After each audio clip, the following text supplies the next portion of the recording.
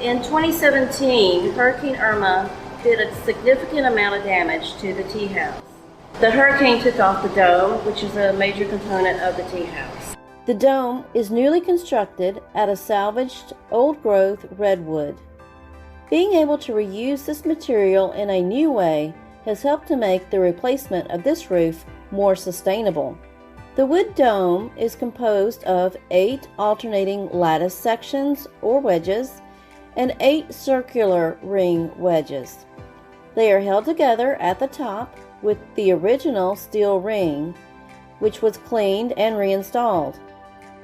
In this full restoration, attention was given to every detail of the space, from the historic wood scrolls and cast stone entablatures to the painted stucco finish and coral stone elements. The stone urns that sit atop the structure were also sensitively repaired, cleaned, and reinstalled, as well as secured with non-visible bolts.